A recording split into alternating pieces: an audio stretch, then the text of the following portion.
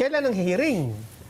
Nag-resist. Nakahang. Nakahang. Nakahang, oh. At ang isa pang tanong, itong mas magandang sagutin, matutuloy pa ba? O it's the end of the tunnel? Sen. Malay ko sa kanila, ba't akong tinatanong mo? Bilang member mo ng ano, Dapat tanong mo sila. Siyempre, dapat napag-uusapan po ng komite yan, Sen, di ba? Hindi kasi, nung ako ang chairman kasi, alam ko yung gagawin ko, alam ko yung direction ko eh. Oh. Malapit-lapit na nga ako doon sa pinaka-ugat eh. Actually, ako lang talaga yung nakahanap ng ugat eh. Kung i-analyze ninyo, doon pa lamang doon sa sworn affidavit ng mga Diskaya. Kaya ako naman sila iningganyo na tumestigo kayo sa ilalim ng Witness Protection Program. Alam ko ang hirap ng pag-identify nung pinakamalaking isda. Walang gustong magturo. Lahat sila takot eh. May siyempre po. Naalala ba nyo, 15 yung unang pinatawag? 15 contractor sapagkat yun ang nalagay doon sa ulat ng Pangulo. Yes, sa kanyang SONA. Oo, hindi ba nag-address sa mahiya naman kayo? Tapos, pina-analyze niya yung datos na binigay ng DPWH na maraming mali yun eh. Kaya lang, yun ang binigay ng DPWH. Parang minamali talaga yung Pangulo eh, di ba? Ang ginamit nilang datos, yun ang gagaling doon sa kanilang application na kung tawagin ay MYPS. Ang tamang datos doon, yung nandun sa PCMA. Kaya makikita mo yung coordinates, malayo eh. Magmula sa 60 meters Hindi pala exact hanggang location 400 meters. Ay, malayo nga po yan. Pero kinuha ko yun. Binigay ng Pangulo sa akin yun eh. Yung USB. Opo. Ngayon, nakikita ko yung pangangailangan na matukoy mo talaga kung sino yung ugat. Dahil yung una kong, yung aking opening statement, baha eh, di ba? Baha. Sabi ko, we will get to the bottom of this. Sa ilalim. Sa ugat. Oo nga. Kaya nga, sabi ko, physically, kung kinakailangan, sisirin yan. Tama. Ngayon, mahihirapan ako ngayon sapagkat malalaking tao ito. Takot. So, yung pangalawang hearing, sinabi ko, kayo pong mga contractors, pag-isipan po ninyong mabuti ito. Meron po tayong batas na naglalaan ng proteksyon sa mga gustong tumestigo sa mga ganitong klase ng mga kaso. Alam namin ang panganib, alam namin ang disadvantage, maaaring natatakot kayo, pero nakalaan po ang proteksyon na nandyan sa ilalim ng batas. Pero ang kinakailangan lang, tulungan po niyo yung Estado. Kailangan nating ma-identify. Kailangan nating matukoy kung sino yung malalaking isda na yan. O yun ang aking pinload.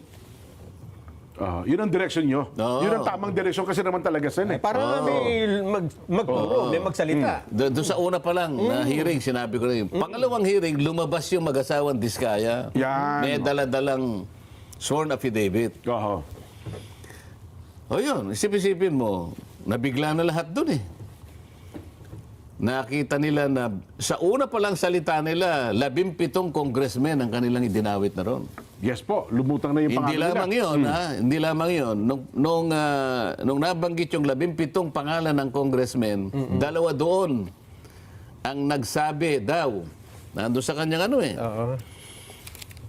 Halimbawa, sabi niya rito, sa paragraph 23 nung kanyang September 6 na 2025 na affidavit, karamihan sa mga kawani ng DPWH na nabanggit sa itaas ay paulit-ulit na binabanggit ang delivery ng pera ay para kay Saldico na dapat at least 25%. Si Kong Marvin Rillo naman ay ilang beses na binanggit ang pangalan ni Speaker Martin Romualdez bilang kanyang malapit na kaibigan.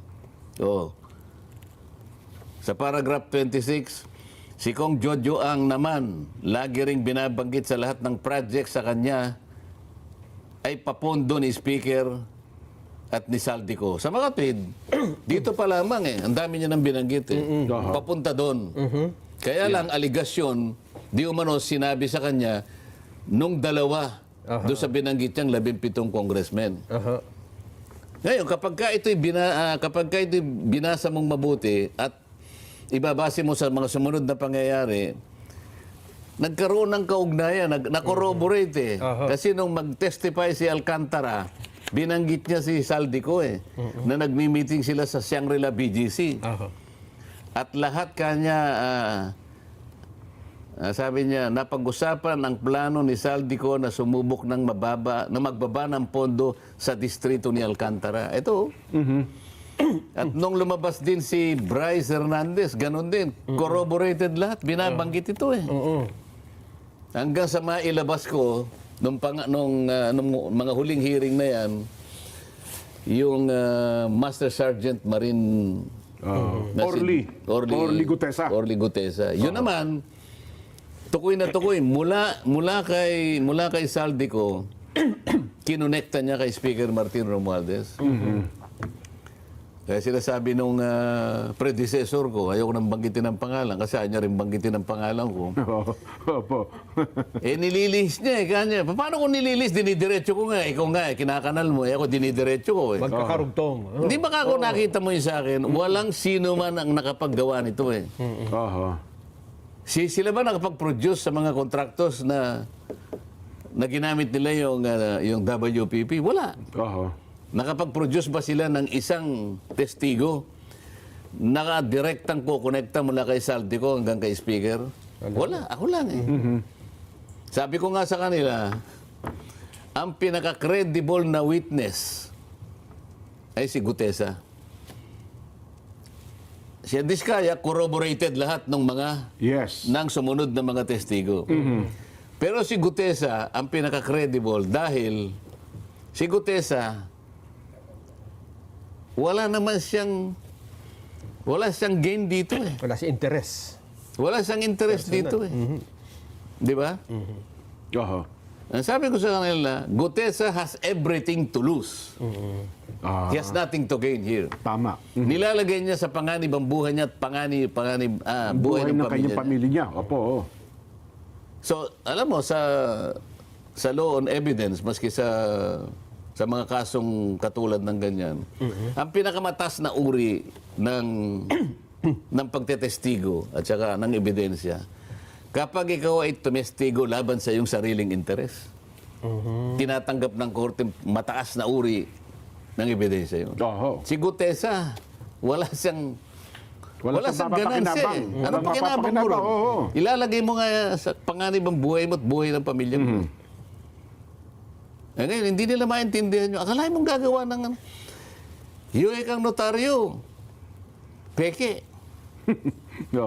Kasalanan ba ni Gutesa? Gutesa na magpanotaryo doon sa nakalinya, doon sa may street na kung tawagin street yung sa may Pasay. Sabi ko kasi sa kanya,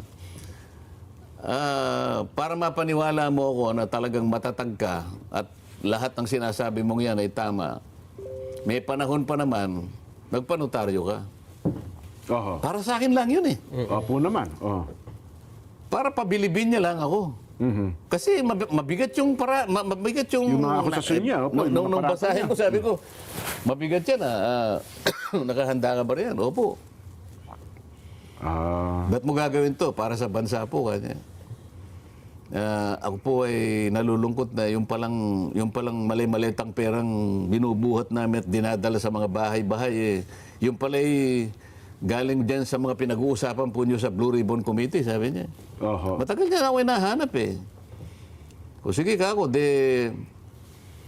sige, finalize mo na yan. Kung total, may oras pa naman, sumanap ka ng notaryo. Nakahanap doon sa may Villaruel Street. Sabi ko sa kanya, litratuhin mo yung kung saan ka nagpanotaryo para meron tayong referensya. Opo. Pinanotaryo, nung makita ko yung lugar talagang parang maliit na pangkaraniwan na street lang na nakalagay pa Notary Public 24/7. Walang tulugan yun, Zed. Kasalanan ba ni Gutesa na magpanotaryo doon Sino ba magdadry seal, hindi ba sila? Yes po. Sino maglalagay ng document number, page number, book number, bla bla bla? Sino mag-i-stamp nung Manila? Wala naman siyang pang-stamp na gano'n Yung notarial details. Ayan. Kung hindi man pumirma yung abogada, siguradong meron siyang tao doon. May sekretary na siya yung pinapipirma niya dyan. May ibang taong pumipirma. Oo, alam mo yung notaryo ngayon, naging cottage industry na eh. Totoo po yan. Wala nang wala nang formalidad diyan. Dapat ang Korte Suprema ay bawal yung mga ganyan. Oo. Kasi sa notarial law, Nelson, yung nagpapanotaryo at saka yung nagnotaryo, kailangan magkaharap.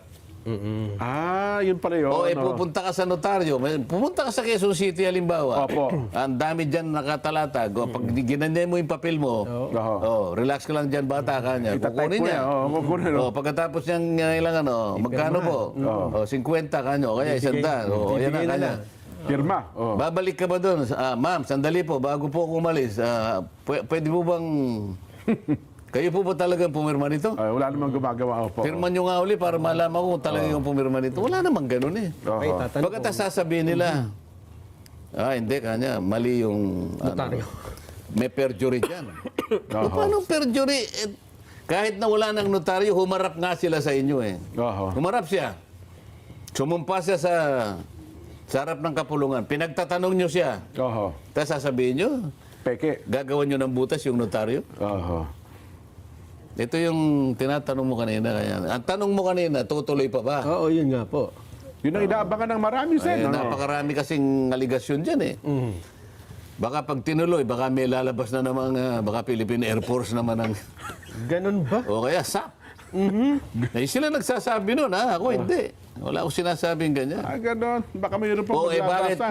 Bakit ang dami pang dapat na tawagin? Bakit hindi yun ang unahin? Unang-una, 17 ang binanggit ni Diskaya, ng mga Diskaya. Bakit hindi ilabas? Para pagtatanungin yung 17 congressmen. Di ba?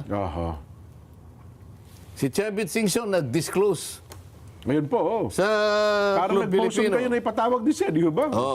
Ba't hindi patawag yun? Si Martin Romualdez, ilang beses nabanggit na, kinonekta na. Kailangan kauna-unang ipatawag. Nagpahayag siya na willing daw siya, di ba? Kung talaga ipatatawag. Naglabas ng statement ng Iba yung willing na willing, iba yung nung humarap ka doon. Para makita natin kung gaano ka sasagot sa mga tanong. Willing siya kaso. Sinabi nung aking predecessor na hindi ko na binabanggit ang pangalan dahil ayaw yung banggitin ang pangalan ko. 67 daw ang congressman na kontraktor. Yung contractors. Bakit hindi patawag yun? Ang daming dahilan na dapat ituluyan at marami kayong dapat na ilabas dyan. Pagtatanungin natin lahat yan. Di ba? Ang problema ko, kahit isang pangalan, hindi niya kilala. Saan eh? Nanghirap eh. Puro ganun eh. Puro na lang, kumbaga sa, anong tawag ba ron? Puro press release. Hindi, pagka may pelikula, may Trailer. May trailer. Parang ganun eh. Trailer. 67 congressmen na kontraktor. Pagkatapos, hindi naman magpa. Paano yung mga binanggit niya na mga dalawa yung kanyang naging privilege speech? Ilan ang contractors na binanggit niya doon? Mahigit na 10. Hindi ba natin tatawagin doon? Hindi ba natin pagtatatawagin? Kasama doon ang SunWest. Ang SunWest, this is the company founded by Saldico. Siya yung pinakamaraming nilatag na mga insertions na binabanggit ni Toby Chanko. 13.8 billion, 2 probinsya lang. Hindi mo ba tatawagin itong mga ito? Hindi man lang natanong saan eh. Yung mismong kumpanya ni Saldico, hindi mo tatawagin? 15 yung sinabi ng presidente, hindi mo lahat tatawagin? Baka ipaubaya na po sa ICI, Sen. Kasi mukhang ICI na po ang tumutuntun sa lahat ng ito eh. Di ba? Hindi ko kaya ganun ang direksyon. Kasi ang Kamara, ipinaubaya na sa ICI. Baka naman ganun po ang direksyon ng Senado. Bakit? Ang Legislative Department sunod-sunuran sa Executive Department? Akala ko ba ang ating gobyerno ay binubuo ng 3 dakilang sangay? Ha? 3 dakilang haligi. Judiciary. Legislative. Yan. Executive. Ang ICI is a creation of the executive. Tama po. Ang legislature, 2 chambers, Kamara at saka Senado.